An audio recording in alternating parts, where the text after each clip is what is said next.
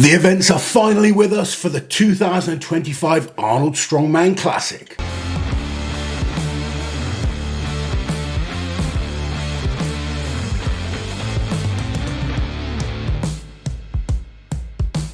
So the events are official. The athletes know what they're training for. Not long to train, 8 weeks pretty much, to get themselves in shape for what is one of the biggest competitions of the year. An amazing lineup. So quickly, let's just go through the lineups of the Strongman and Strongwoman competition and the 12 women and 11 men that will be taking part in this year's contest. So on the women's side, we have the reigning champion, Angelica Jardine.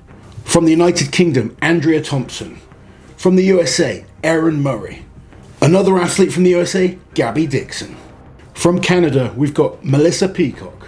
The deadlift world record holder herself, Lucy Underdown. The winner of the 2024 Amateur Arnold's, Jennifer Lyle. Winner of the Rogue Invitational, the incredible Ines Karaskilo. The dumbbell world record holder, Samantha Bellevue. The three-time world's strongest woman, Rebecca Roberts. The Ukrainian powerhouse, Olga Lashuk. And finally, the multiple under 82 kilo world champion, Nadia Stowers. So over to the men's side then, and we are starting with the two-time Arnold Strongman Classic champion, Mitchell Hooper.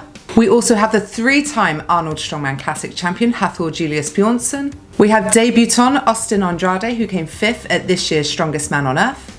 We have two-time podium finisher, Bobby Thompson. Returning to the Arnolds, he was 3rd at this year's World's Strongest Man, is Evan Singleton.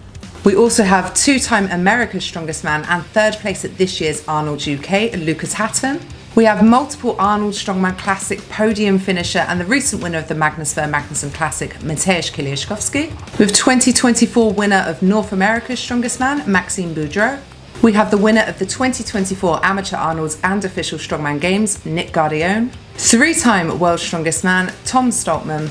And last but not least, we have the 2-time winner of the Shaw Classic, Trey Mitchell. Two lovely lineups. Two brilliant lineups. And now that we know the events, we can really get into the juicy bits of kind of predicting who's going to win, getting excited for the show. And I mean, I guess we should tell people what the events are going to be. There's a mixture this year of things we've seen before and a couple of new events as well. Yeah. So we're going to start off with something we've seen many times at the Arnold Classic. It's the elephant bar deadlift. Now at the Arnolds, no suits allowed, no figure of 8 straps allowed. No briefs either. No briefs, and the athletes have to pick their weights. So it's not like a rising bar where you just go up and have multiple attempts. Only 3 attempts, and the biggest weight wins. Yeah, so we have some huge deadlifters in this lineup. And of course, the record holder on this setup, the elephant bar, 474 kilos from, I think, in 2019 Arnold Strongman Classic. Thor Bjornsson's returning. Yeah, obviously last year Thor only needed 454 kilos to win the deadlift. Obviously pushed by, pushed by Mitch and Bobby. They were 2nd and 3rd on this event, but Thor looked a comfortable winner last year on this event. Well, he did it on his 2nd rep, I believe. He didn't have to go out a 3rd time. No, exactly that. But having Trey back in the mix this year, that's going to be interesting, especially because Trey is now lifting. Trey, I feel, needed that big deadlift at the World Deadlift Championships because I think he almost underplays what he's capable of. I don't think Trey should pick his numbers because I think you could put almost anything in front of him and he'll lift it. You've just got to He's very conservative with his numbers. I think if he gets the weight right, he could pull a massive, massive weight. It's going to be interesting to see what Trey does, but as well as the other athletes. I mean, Thor is training for a World Deadlift record right now. Yeah, he is. So, and it's fairly close to this event, so that could impact what he does in this contest. And obviously on the women's side, we're going to have Lucy Underdown, who's the record holder currently on the elephant bar deadlift, but Andrea Thompson pulled a massive weight at the Rogue Invitational. She's looking really strong on her deadlift as well. Yeah, and interesting, Lucy also won it on her 2nd lift at this year's Arnold, so yeah, I think we've got 2 standout on both the men's and women's side when it comes to the deadlift, but a real battle behind them as well. And nothing's ever a given. And the gap is always closing as well. We see that all the time. When an athlete goes and does something, suddenly everyone else starts to believe they can do it, and we see that, close. But we haven't seen a record on the men's side since 2019. So event number 2 is going to be called the Overhead Gauntlet. It's going to be a stone press overhead, a dumbbell overhead, and a log lift overhead. I'm guessing it's going to be fastest time to do all 3. Still waiting on some details and weights for these events, but this is going to suit the athletes that are very good at lifting technically that can get efficiently between different implements and adapt to different implements very effectively. So we recently saw a new world record from Mateusz at the Magnus Ver Magnusson Classic, where he did, I think it was 152 kilos on a natural stone press. I really think this whole event will suit Mateusz quite well, because he's great at dumbbell also. He is good and at log. all three. This is going to be the first of the interesting events for Thor. Obviously, last year it was always the pressing that let him down. Has the pressing improved? This type of event where you've got to kind of get through 3 different types of presses could be interesting as well, because we've got athletes that are great. If you go on the women's side, someone like Samantha, amazing at dumbbell. Someone like Andrea, amazing at log.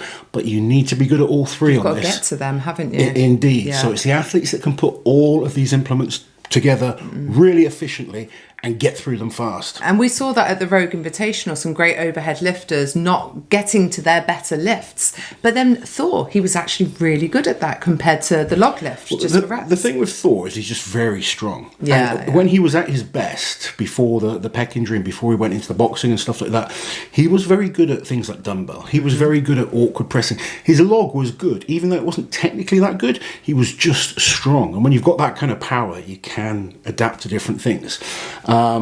Is his pressing back to its best? That's going to be the key thing, because in this competition now, you've got Trey coming back this year at the Arnolds. You've got Lucas Hatton, who's unbelievable when it comes to overhead events. There is going to be more really strong pressers. Is good overhead. Maxime's great overhead. So this event is going to be an interesting one in both competitions.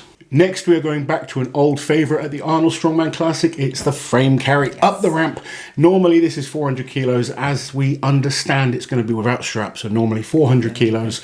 And we've got some incredible athletes that have done very fast times on this one. Yeah. Mateusz Kiliaszkowski, he is the 7 seconds. record holder on this event. Last year, Mitch Hooper was not far behind at that time. He was, I think, 1/10 of a second. Yeah, it was 7.10 seconds, I think. Maxime Boudreau, also very, very good at this type of event. And Thor has done well in the past on this. So. Well, Thor did his best time ever was this year.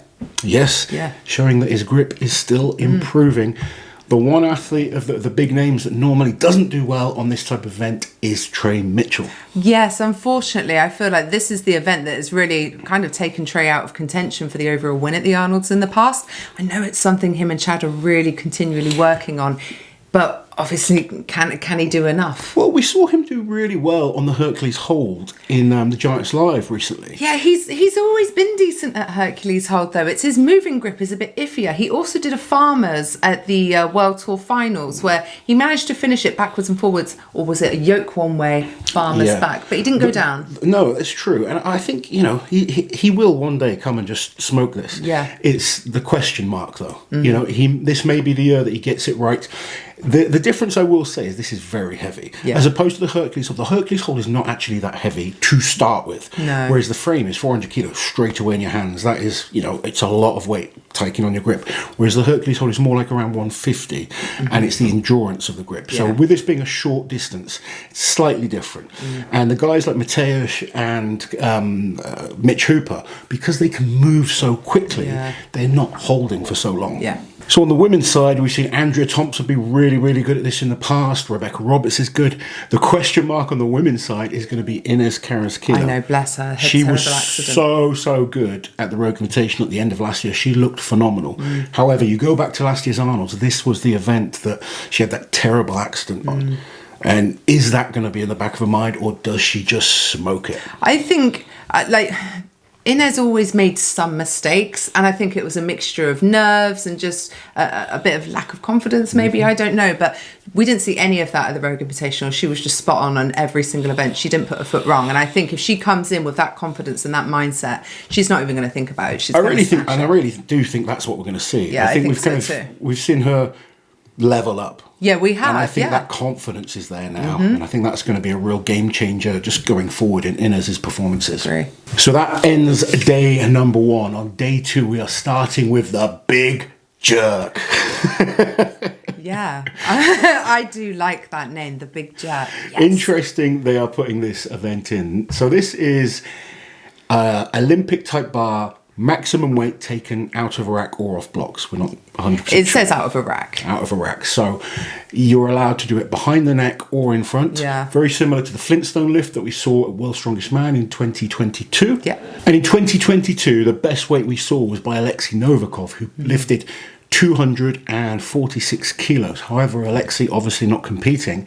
Second place in that competition was Tom Stoltman with 240 kilos.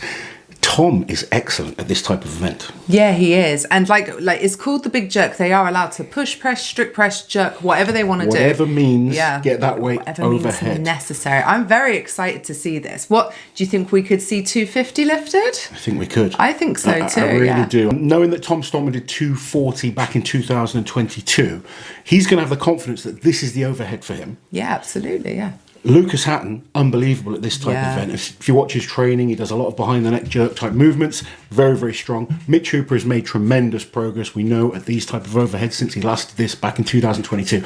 I do believe we could see as much as 250 kilos go up on this event. So the fifth event is the timber trial, and the athletes are going to be loading 3 different logs. Now, from what we can understand, they're attached to metal rings and a chain. So they're going to be carrying these logs in front of them, loading them onto this sleigh, and then dragging them backwards, so a backwards pull.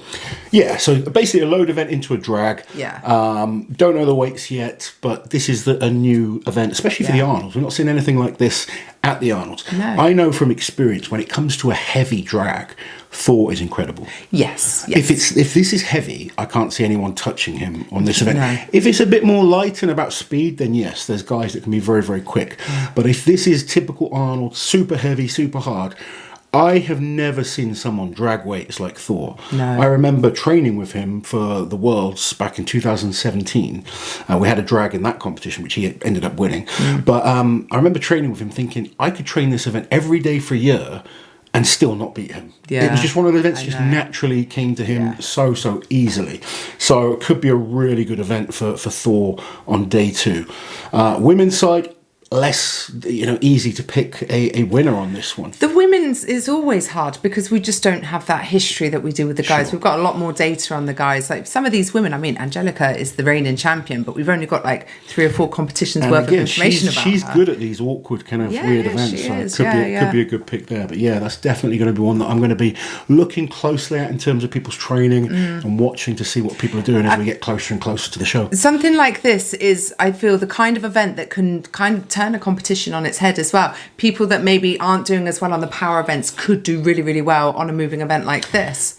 And I'd say exactly the same as we go into event 6. So 6 Yes. events, by the way, for this year's Arnold's, not 5 like we've seen in the past for the most contests. They are finishing with an Atlas stone to shoulder. Yeah. Now, I'm not sure on the weights yet, but I've been told we're looking at something similar to the Arnold Santa Monica back in 2019, where Martins Lissis did 5 reps on the 170 kilo stone that it was there. Yeah, so he was tied for first place with Mateusz That's correct. Kaliszkowski. Yes, and we know how good Mateusz is with a natural stone to shoulder. Obviously, very good with the stone as well. But I think if it was natural stone, I 100% say Mateusz wins. Yeah. Atlas stone, I think it allows other people to be a bit more familiar, a little bit easier to get a stone to practice with. Yeah. No tacky allowed No. on these. They are allowed the tacky towels, I believe. Yeah. But yeah, 170 kilos to the shoulder. Who can I'm thinking Thor can be good at this. I'm thinking Mateusz. I'm thinking Tom. I think Nick could be good. He did Nick a 200 is very good on the kilo sandbag to shoulder. Obviously, yeah. Mitch is really good at any type of event you throw in like that. Mitch is good at everything. So even we've seen in the past, although Bobby Thompson isn't the best at Atlas stones for speed, he's Loading, actually been okay when it comes to shouldering stones. Yeah. So yeah, totally different to a stone run. Tired by event number 6 as well. It's going to be coming down to who wants it the most, who's going to be digging deep on this one. Women's side as well. It's impossible to say on the women's side. It really is. Angelica was amazing at the natural stone to shoulder, but other than that, I don't recall ever seeing the women do a stone to shoulder event. No, it's going to be or a jerk event. We didn't really talk about the women. Well, yeah, I mean, We know who's good at log. I think Ines is Yeah. probably my favourite when it comes to that event because she's technically very efficient when it comes to the overhead. Because she jerks anyway, doesn't Yes, she? Yeah. and obviously she's the record holder on the log. Yeah. And I think she can transition that power as well. Looking forward to seeing what we can get like Andrea doing, Rebecca as well. But yeah, I think if we had to do it tomorrow, I'd say Inez is probably the favourite on that. It's it's a movement she's used to doing. So 8 weeks of training, we're going to have to see what the men and women can do. It's not a huge amount of time. The amateur show got the events much sooner than the pro athletes did, which is always interesting. There's a whole process though. Like obviously, Jan Todd and Steve Slater, they choose the events. The Arnolds is very much their baby, but Rogue make all of the equipment. Well, Steve makes some of it, but it is very much a collaboration, isn't it? So it's getting everything signed off. The nice thing is though, everyone gets everything at the same time. They've released it quite quickly to the public, which is why we're able to talk to you guys about it now. So now we can all get excited. Yes, I've been planning training for my athletes. Had to change up a few things just to make sure that everything is. There was a couple of things that really threw a spanner in the works. I mean, the timber trial. Certainly didn't expect something like that. No, that's different. That is totally different, and obviously the big jerk. Yeah, I know I love it. So many people. Whenever we see someone jerking in strongman, the internet goes crazy. Well, they're not going to like this then, but I guess it kind of validates the fact that jerking has always been totally fine in strongman, and it's people that have the problem. And well, it's about who puts the most weight overhead. Exactly. That's what we're looking forward to hook seeing. Or by crook. Yeah, I mean, one day we might see a strict press, and then everyone will be like, "Oh, it shouldn't be allowed. They shouldn't be allowed to push press." Or should. Oh God. Put the most weight overhead. That's typically what strongman is all about. Looking forward to seeing how all these athletes do. I mean, so many people we didn't even mention in this video. I know, they deserve mentioning, but it's a lot of information all at once, isn't it? Of course. Let us know your thoughts on the 6 events for this year's Strongman and Strongwoman competition, or I should say 2025 Strongman and Strongwoman competition. Let us know who you think is going to win in this early stage. Too early, let's say too early. We all like to put a prediction out there now and again. And I hope you guys enjoyed the video. Don't forget, like, share and subscribe to the channel, and we'll catch you guys next time.